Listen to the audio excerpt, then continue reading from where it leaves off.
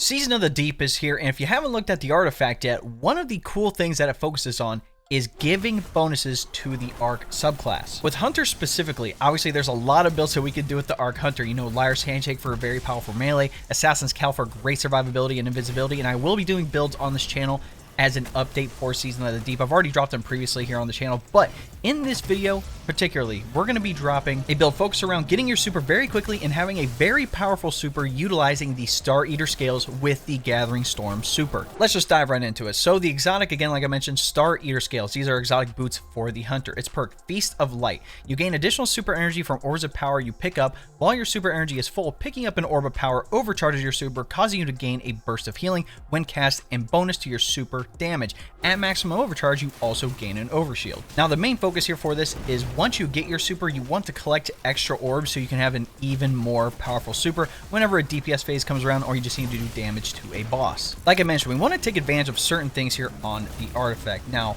the first things I want to talk about is authorized mods Void and Melee. For Void, pretty much the main thing with this is having Void reserves for Tractor Cannon. Again, we have more shotgun shots with that. We're able to apply more debuffs, whether it's on the boss or other mini bosses, or just blast away targets with Tractor Cannon. This is going to be good for us. Now, the other one, like I said, authorized mods Melee. All those Melee mods will only cost us 1 now, and with this build specifically, we want to be using Combination Blow with the Gambler's Dodge and getting that rotation going. Again, that's just going to help us out there. Next up, I would recommend, highly recommend, Thunderous Retort. Grants bonus super damage if cast while critically wounded or while amplified, lasts until the end of the super activation. So that Arc super, as long as you're amplified, which we are going to be most of the time, is going to have even more damage. Next up, I'd look into Amped Up. Gain damage resistance while amplified. Again, just a survivability mechanic, nothing crazy, but highly recommend picking up that one since we're going to be on the Arc subclass. You could look into Electric Armor, which pretty much allows you to stay amplified longer. Not extremely necessary, but if you wanted to unlock it on the artifact, you totally can. The last two I'd look into is potentially Shock and Awe. Again, Arc Final Blows while you're amplified, summon a burst of lightning that damages and jolts targets. Good for ad control, but again, we are going to be taking advantage of the melee, and that's going to jolt targets as well, so you don't necessarily need this. Maybe look into Lightning Strikes twice. Again, after throwing an Arc Grenade, gain increased grenade recharge for a short time. Arc Final Blows extend the duration of this benefit. The grenade isn't going to be the main thing with this build. It is going to help us. Again, we will be creating an orb of power with our grenade, so keep that in mind. But again, if you did want to unlock it, totally go for it. Next, let's go over what I'm using under the Arc Strider subclass. So again, for the super, we want to use Gathering Storm. Again, it's going to be the one-off super. You're going to hit a boss or a target. It's going to do damage over time, and that's going to allow us to use our weapons for even more damage. Under our abilities, main things to note here is first up is Gambler's Dodge. Again, when you dodge near a target, you're going to get your melee back, and that's going to coincide with our melee Combination Blow. Pretty much it's a quick strike, and it deals stacking damage. So once you get one kill, you dodge near your target, get your melee back, you can punch your target again, get a kill. It's going to be even stronger, and you can stack that up to ×3. So in general, good survivability, good melee damage. For your movement ability, you can use what you want. I just like triple jump. For the grenade, it's really weird because there's a couple good ones on here, honestly, like Pulse Grenade, again, be able to have the damage on a target sustained. Again, Storm Grenade, taking out a bunch of ads. Skip Grenade is really good, and I really like it a lot. You can do Flashbang Grenade as well, which is going to blind those targets, and blinding can stop unstoppable champions. So keep those things in mind. I know a lot of people like the Skip Grenade, so I'm going to recommend this one, but I just have the Flashbang on so I can blind those targets as well. For our aspects, we're going to go with Lethal Current. Again, after dodging, your next melee attack has an increased lunge range, jolts the target, and creates a damaging aftershock. Damaging any jolted target with a melee attack also blinds them. Then we also have Flow State. Defeating a jolted target makes you amplified, so that's how we're going to become amplified with this build. While you're amplified, your dodge recharges more quickly, you are more resilient while dodging, and your reload speed is greatly increased. Now for our fragments, I highly recommend going with Spark of Resistance. Again, while you're surrounded by combatants, you are more resistant to incoming damage, and you get a +10 to strength. Next, Spark of Amplitude. Rapidly defeating targets while you are amplified creates an orb of power. Again, that's just more super energy for you since we're going to be amplified pretty often with this build. Next, Spark of Feedback. Taking melee damage briefly increases your outgoing melee damage. That is a +10 to our resilience. And again, we're going to be focusing on Combination Blow, Gambler's Dodge, and we're going to be in close quarters anyway. We're definitely probably going to get meleeed, and you might as well have that even increased melee damage there. Now lastly, I recommend going with Spark of Shock. Again, your Arc Grenades jolt targets. It is a -10 to discipline, but it does jolt those targets, and jolting can also stun overload champions, so keep that in mind. That's why I recommend the Skip Grenade. It can track the targets, and it spreads a lot, so we're going to be able to jolt targets multiple ways, but again, I would recommend this one here. Next, let's go over the armor mods that I'm using. Starting with the helmet, I'm rocking double hands-on, so I get that bonus super energy on melee kills, and then also Dynamo. It reduces my super cooldown when I use my class ability near target, so if I'm punching, dodging, punching, it just goes hand in hand with combination blow, so I'm getting my super back even faster. With my gauntlets here, I'm rocking one heavy-handed and one firepower, so whenever I get a melee kill and a grenade final blow, it will create an orb of power. And then I'm also rocking grenade kickstart. When your grenade energy is fully expended, you gain grenade energy. Additionally, your armor charge is consumed and you gain additional grenade energy for each stack. So essentially, once we have an armor charge, we throw that grenade, we get grenade energy back. If you don't understand how armor charges work, essentially all you have to do is collect an orb of power and you gain an armor charge. With these yellow mods, it's kind of like an energy consumption, so it consumes the armor charges for energy for that specific ability. If I had melee kickstart on, it would do melee, but honestly, with combination blow and gambler's dodge, you're pretty much always going to have your melee and your dodge, and the only other ability you have that's left is the grenade. Now on the chest piece here, like I mentioned, I'm rocking Void Reserves again. That's going to increase the amount of ammo I can carry for Void weapons, aka Tractor Cannon. Next, charge it up, increase the maximum stack of armor charge you can carry by 1. Baseline, you can carry 3, but with charged up now, we can carry up to 4 armor charges. So if we collect 4 orbs of power, that will allow us to have 4 times charged up, but there is a way to get it even faster, which we'll talk about on the boots. Lastly, melee damage resistance reduces incoming damage from combatants that are at point blank range. Now let's go over the boots. Stacks on stacks. This is what's going to help us on the chest piece here. Picking up an orb of power grants you 1 additional stack of armor charge. So instead of picking up an orb of power for 1 armor charge, when we pick up an orb of power, we get 2 armor charges now, which means all we need is 2 orbs of power to gain max armor charges to take advantage of grenade kickstart.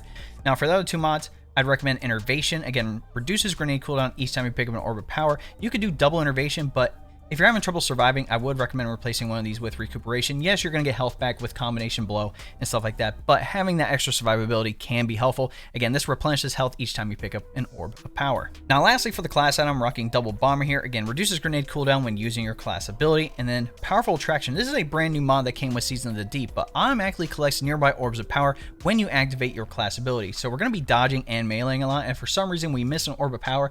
Us dodging is going to drag all those orbs toward us, so we're going to automatically collect them and get those armor charges and the other bonuses that we get from the armor mods. Now for stats to focus on, we talk about this every video. Try to have tier 10 resilience, 100 resilience. It's going to give you a 30% damage reduction in PvE. You definitely want that for survivability's sake. Yes, we have health regen and a bunch of other damage resistant stuff that we can take advantage of, but again, that does stack with this, which is very good. Now, the other stat that I would personally focus on is intellect. Again, we want that super as fast as we can. Intellect is tied to how fast our super cooldown is, and the higher intellect you have, the faster we're going to be able to get that Gathering Storm super. And then lastly, if you want to focus on discipline, you totally can. Discipline is targeted at your grenade. And again, since strength is tied to melee, mobility is tied to our dodge, we're going to have combination blow going, which means we're going to have our dodge and melee all the time. So that pretty much just leaves the grenade stat that is going to be, slow on the uptime. So if you do want to focus on discipline, you can totally do so. Next, let's go over weapons that you want to take advantage of with this build. There's only really 2 main things you need. First up being Tractor Cannon. Again, Tractor Cannon, its perk, Repulsor Force. This weapon emits a powerful impulse that pushes enemies away, suppresses their abilities,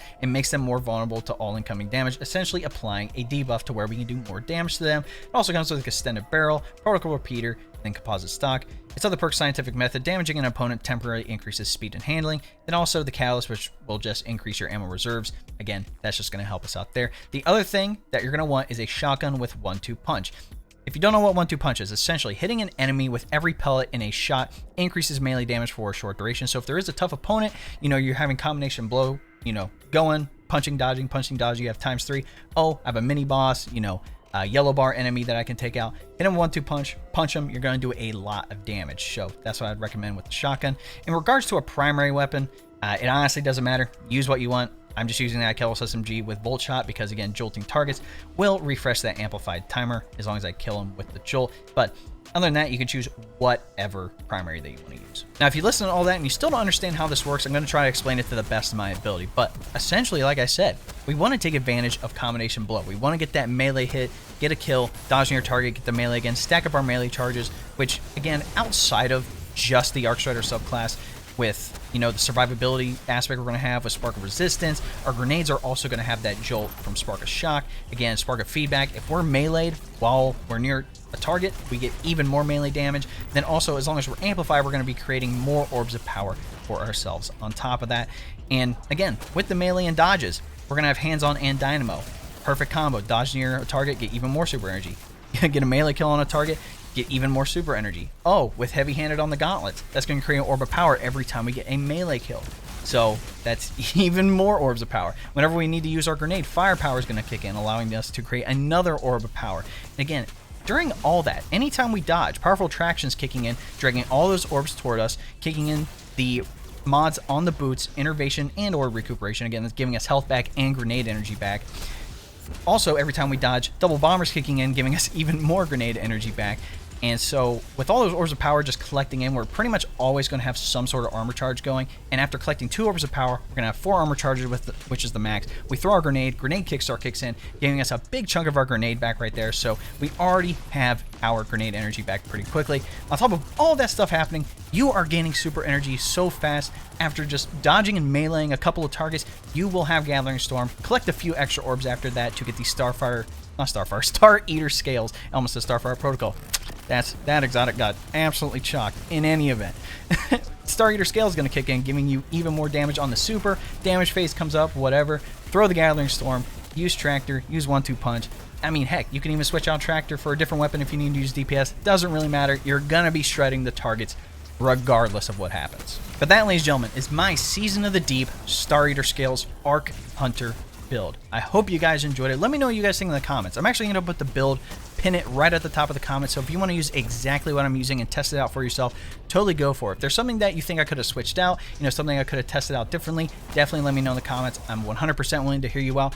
This type of build is a little different because I'm mostly focused on having the bonus weapon damage, but with this build specifically, you want to be able to take advantage of your abilities and gain your super back as quickly as possible, and I figured this was the best way to do that. In any event, ladies and gentlemen, like I said, if you like what you saw, be sure to drop a like on the video, subscribe to the channel, and then turn that bell next to notifications so you don't miss out on another build video here on the channel. If you didn't know, we actually stream live on YouTube 3 days a week, Tuesdays, Thursdays, and Friday evenings at 9 p.m. Eastern. Sometimes I change around my schedule, a couple things like that. So if you do want to stay up to date when I am live, be sure to follow me on Twitter at ItsDaveTV. Again, I post updates there and also updates whenever I post something on the YouTube channel, raiding together, all that stuff. Speaking of raids and dungeons and all that great jazz, be sure to join my Discord. Again, that's where we're going to be chatting. Ghost of the Deep Dungeon is here, and I will be doing dungeon carries throughout the season. Again, I completed the dungeon. I thought it was pretty fun. It's definitely interesting going underwater, and I don't want to do any lore spoilers. I'll let you guys figure that out for yourselves, or maybe I'll spoil it in another video. Who knows? But if you do want to join my Discord, we do have other topics in there like PC tech, anime, and more. Lastly, if you didn't know, we hit YouTube Partner here on the channel, which is just freaking huge. It's giving us access to a couple exclusive benefits. One of those things being memberships. If you don't know what a membership is essentially like a Twitch subscription. Again, it's just another way to support me here on the channel so I can continue making this build content for you guys. So if you would like more information, all you have to do is press the join button next to subscribe, and that will give you a rundown with all the details you need. All right, ladies and gentlemen, it's been your boy. We'll catch you in the next one. Cheers!